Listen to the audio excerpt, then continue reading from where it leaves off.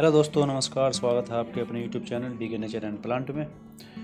दोस्तों, आज हम बात करेंगे कि जो हम छत पर या जो हम खेत में जो सब्जियां या कोई भी फसल उगाते हैं वो हम ऑर्गेनिक उगाते हैं या इनऑर्गेनिक। इसके लिए आपको फ्रेंड वीडियो को एंड तक देखना होगा और इसके पीछे की जो पूरी केमिस्ट्री है उसको भी समझना होगा। तो चलिए वीडियो को शुरू करते हैं, और वीडियो अच्छी लगे तो लाइक, शेयर और चैनल को सब्सक्राइब ज़रूर करना। तो चलिए वीडियो को शुरू करते हैं। तो फ्रेंड, पहले हम बात करेंगे प्लांट की कि प्लांट को अपनी हेल्थ अच्छी रखने के लिए, अपनी ग्रोथ बढ़ाने के लिए किसकी चीज़ की ज़रूरत पड़ती है। तो उसमें सबसे पहला आता है हमारा सूर्य का प्रकाश यानी कि सनलाइट, और सेकंड नंबर पर आता है हमारा वाटर, पानी, और थर्ड नंबर पर आता है हमारा न्यूट्रिशन यानी कि पोषक तत्व। अब जो यहाँ पर मैंने पोषक तत्व लिखे हैं इसमें हमारा macro primary nutrient, macro secondary nutrient और माइक्रो न्यूट्रेंट, इन सभी न्यूट्रिशन की जरूरत पड़ती है। जिसमें हमारे माइक्रो प्राइमरी में आता है NPK, जो पौधे के लिए बहुत ही इंपॉर्टेंट रहता है इसमें, यानी कि नाइट्रोजन, वो आपका फॉस्फोरस और आपका पोटेशियम। और सेकेंडरी में आता है आपका कैल्शियम, मैग्नीशियम और सल्फर। ऐसे ही ये थोड़े थोड़े जो न्यूट्रिशन प्लांट को चाहिए वो माइक्रो न्यूट्रेंट चाहिए, वो आपका इसमें जैसे आयरन हुआ, आपका ये मैग्नीज हुआ, कॉपर हुआ, जिंक हुआ, मोलिब्डेनम हुआ, बोरोन हुआ, ऐसे ही सभी न्यूट्रिशन प्लांट को दिए जाते हैं उनकी हेल्थ के लिए, और उनको दिए जाते हैं। फ्रेंड, प्लांट को इससे कोई फर्क नहीं पड़ता कि हम उसको जो ये न्यूट्रिशन दे रहे हैं उसको हम ऑर्गेनिक फॉर्म में दे रहे हैं या इनऑर्गेनिक फॉर्म में दे रही है। लेकिन फ्रेंड, होता क्या है कि जब हम प्लांट्स को ये सब जो न्यूट्रिशन है हमारे, ये हम देते हैं, जैसे कि हमारा ये नाइट्रोजन है या हम उसमें फॉस्फोरस दे रहे हैं उसको, या कैल्शियम दे रहे हैं या मैग्नीशियम दे रहे हैं, तो वो इन प्लांट इनको इस फॉर्म में नहीं लेता है। प्लांट फ्रेंड इन सबको आयंस के फॉर्म में लेता है। इस बात को समझने के लिए आपको थोड़ी केमिस्ट्री समझनी होगी। तो उदाहरण के लिए हम समझते हैं कि यदि हमें पौधों को कैल्शियम, मैग्नीशियम, सल्फर ये सभी तत्व देने हैं तो केमिकल फार्मिंग में, रासायनिक खेती में इन सभी सॉल्ट को यूज करते हैं। यदि हम फ्रेंड पौधों को देते हैं मैग्नीशियम सल्फेट, तो इसमें मैग्नीशियम आयन के रूप में ब्रेक होता है, और जो सल्फर होता है वो सल्फेट के रूप में, सल्फेट आयन के रूप में ब्रेक होता है। तो फ्रेंड, यहाँ आप ये समझ रहे हैं कि ये जो आयन ही पौधे एब्जॉर्ब करते हैं। तो आपने देखा मैग्नीशियम डायरेक्ट मैग्नीशियम रूप में ना एब्जॉर्ब करके आयन के रूप में पौधे एब्जॉर्ब करते हैं, और सल्फर को सल्फेट के रूप में एब्जॉर्ब करते हैं।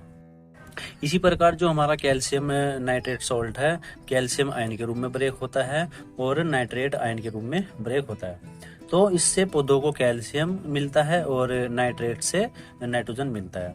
फ्रेंड, कहने का मतलब ये है कि जो भी सॉल्ट हम, जैसे कि हमारा कैल्शियम हुआ, मैग्नीशियम हुआ, या जो हमारा NPK हुआ, वो प्लांट सीधा ना एब्जॉर्ब करके आयन के रूप में एब्जॉर्ब करता है।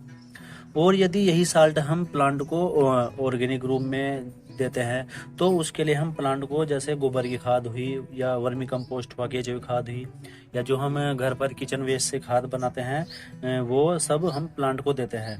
देखिए, होता क्या है कि यदि हम डायरेक्टली जो गाय के गोबर को हम अगर खेत में डाल दें, या हम उनको उसको गमलों में डाल दें, तो क्या वो खाद का काम करेगा? नहीं करेगा ना। तो फ्रेंड, होता क्या है कि जो हमारी गोबर की खाद होते हैं, गोबर की खाद में भी जो हमारे NPK हुआ, ये कैल्शियम हुआ, मैग्नीशियम हुआ, जितने भी तत्व हैं ये सभी उसमें मौजूद होते हैं, लेकिन बड़े कॉम्प्लेक्स फॉर्म में होते हैं, जिनको पौधे डायरेक्टली इनटेक नहीं करते।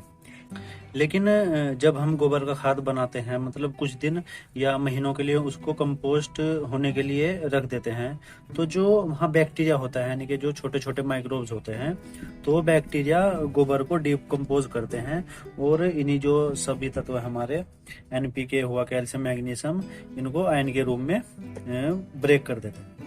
और जब ऑर्गेनिक रूप से भी हम पौधों को जो हमारी गोबर की खाद है, पत्तियों की खाद देते हैं, तो फाइनल प्रोडक्ट पौधा जो होता है, इन्हीं जो आयन, ये आयन होते हैं, इन्हीं के रूप में पौधा इसको एब्जॉर्ब करता है। यानी कि जो ऑर्गेनिक खाद भी होती है, पौधा उसको आयन के रूप में ही एब्जॉर्ब करता है। तो फ्रेंड, इससे हमें पता लगता है कि चाहे हम पौधों को ऑर्गेनिक फॉर्म में उगाए, चाहे हम इनऑर्गेनिक फॉर्म में उगाए, जो हर तरीके से जो पौधा होता है, जो पौधे की खुराक है, वो इनऑर्गेनिक फॉर्म में ही उसको पौधे को मिल रही है। अब फ्रेंड आप सोच रहे होंगे कि हमने पौधों को जो खाद दी है वो तो हमने ऑर्गेनिक तरीके से दी है, लेकिन फ्रेंड मजे की बात तो ये है कि ऑर्गेनिक रूप से भी खाद देने के बाद भी पौधों को जो वो खाद इनऑर्गेनिक रूप में ही प्राप्त हो रही है। तो फिर इस बात का इतना हवा क्यों बनाया जाता है कि रासायनिक जो गार्डनिंग है या जो खेती है वो खतरनाक है, रासायनिक खेती जहरीली है। तो इसमें हमें फ्रेंड ये समझना पड़ेगा कि जो ये हमारे सारे उर्वरक हैं, यानी कि जो हमारे ये सारे खाद हैं, मैग्नीशियम कैल्शियम जितने भी हमारे खाद हैं, ये रासायनिक खेती में ये खतरनाक नहीं है, बल्कि जो कीट पतंगों के लिए हम कीड़े मकोड़ों को मारने के लिए जो हम कीटनाशक प्रयोग करते हैं, स्प्रे करते हैं, या खेतों में जो हम घास होती है उसको खत्म करने के लिए जो केमिकल डाले जाते हैं, वो जो केमिकल होते हैं फ्रेंड वो जहरीले होते हैं और हमारी हेल्थ के लिए भी नुकसानदायक होता है। फ्रेंड आज के जो किसान है वो ज़्यादा पढ़े लिखे ना होने की वजह से जो हमारे ये केमिकल हैं इनका ज़मीन पर पैदावार बढ़ाने के लिए अंधाधुंध प्रयोग कर रहे हैं।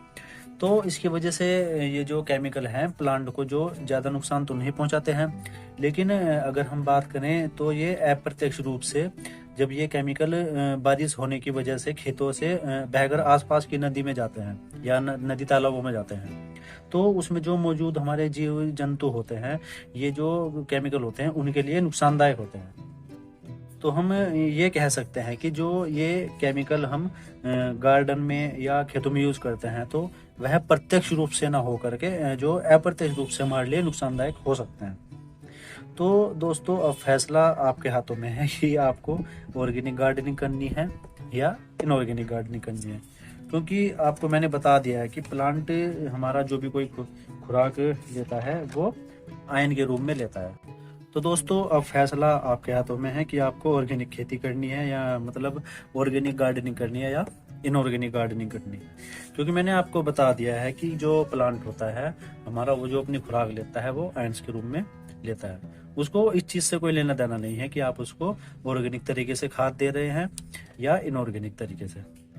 बस आपसे यही विनती है दोस्तों कि अपने गार्डन में या खेत में कीट पतंगों का जो मैनेजमेंट होता है वो ऑर्गेनिक रखें और जो जहरीली सब्जी खाने से या उगाने से आप बचें। इसमें आप जो हमारा नीम ऑयल होता है आप उसका स्प्रे कीजिए, उसके बहुत अच्छे रिजल्ट हैं। मतलब मैं उसी को यूज़ करता हूँ तो काफ़ी हद तक अच्छे रिजल्ट मिल जाते हैं। तो दोस्तों आज के लिए इतना ही, और वीडियो अगर इन्फॉर्मेटिव लगी हो तो वीडियो को हमारी लाइक शेयर और हमारे चैनल को डीके नेचर एंड प्लांट को सब्सक्राइब जरूर कीजिए। मिलते हैं फ्रेंड नेक्स्ट वीडियो में कोई अच्छा सा टॉपिक लेकर, तब तक के लिए bye bye and happy gardening.